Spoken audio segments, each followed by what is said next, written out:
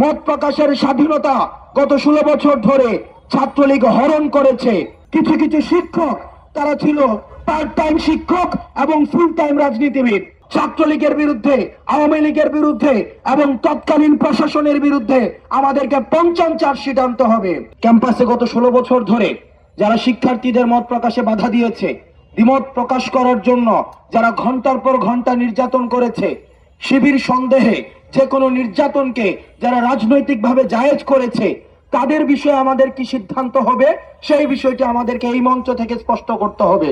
যারা গত 16 বছর ধরে নির্যাতনের খড়গ ক্যাম্পাসে জারি রেখেছিল, তাদেরকে মাফ করে দেওয়ার একটা প্রবণতা তারা দেখাচ্ছে।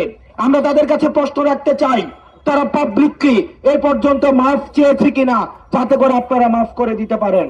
এবং আপনাদের এই ম্যান্ডেট আছে কিনা আমাদের শিক্ষার্থীদেরকে তারা 3 ফুট জায়গার বিনিময়ে আমাদের মেরুদণ্ডের বিক্রি করে দিয়ে তারা আমাদেরকে রাজনৈতিক প্রোগ্রামের সমাদাস করেছে, আমাদেরকে দাসখত বানিয়ে তারা আমাদেরকে ক্যাম্পাসগুলোতে ছাত্রলীগের, আওয়ামী লীগের আমাদের প্রোগ্রামগুলোকে বাস্তবায়ন করেছে।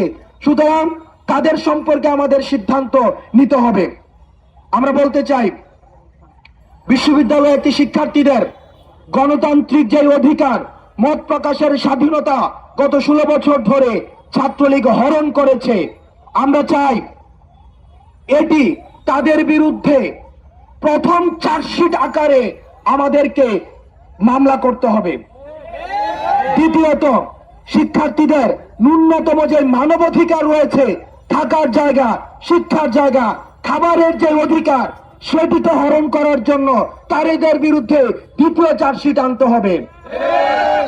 শিক্ষার্থীদেরকে প্রতিনিয়ত শিবির সন্দেহে ক্যাম্পাসে, হলে, ডিপার্টমেন্টে যেই ধরনের নির্যাতন করা হয়েছে, তাদেরকে এই রাজনৈতিক নির্যাতনের বিরুদ্ধে তাদের বিরুদ্ধে তৃতীয় চার্জশিট আনতে হবে।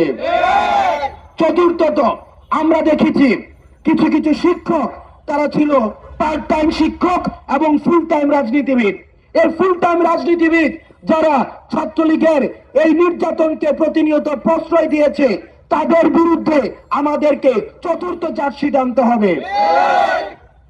যারা বিশ্ববিদ্যালয়ের শিক্ষার্থীদেরকে প্রতিনিয়ত তাদের যে মানবিক এবং যেই ধরনের আমরা সাইকোলজিক্যাল যে ট্রমা রয়েছে, ট্রমার মধ্যে প্রতিনিয়ত গত 16 বছর ধরে যেতে হয়েছে, এবং সেটির জন্য ছাত্রলীগের বিরুদ্ধে, আওয়ামী লীগের বিরুদ্ধে এবং তৎকালীন প্রশাসনের বিরুদ্ধে আমাদেরকে ৫০ চার্জশিট আনতে হবে। এবং সেটির যখন সুষ্ঠু বিচার নিশ্চিত হবে, ছাত্রলীগ এবং আওয়ামী লীগের যখন সুষ্ঠু বিচার নিশ্চিত হবে, তখন ছাত্র নাগরিক সিদ্ধান্ত নিবে তারা আর এই বাংলাদেশে পুনর্বাসিত হবে কি হবে না। আমাদের জানা মতো আমরা দেখেছি, আমরা জার্মানিতে নাৎসি দলের কোন ধরনের রাজনৈতিক কোন অধিকার নেই। যারা বিভিন্ন জায়গায় মানবাধিকারের প্রশ্ন তুলছেন আওয়ামী লীগ এবং ছাত্রলীগের বিরুদ্ধে, আপনাদের মায়া কান্নাগুলোকে আমরা আমলে নিতে চাই না। সুতরাং আগে ছাত্রলীগের, আওয়ামী লীগের বিচার নিশ্চিত হবে, তার পরবর্তীতে আমাদের অন্য কিছু সিদ্ধান্ত। বাংলাদেশ চিরজীবী হোক, ইনকিলাব জিন্দাবাদ।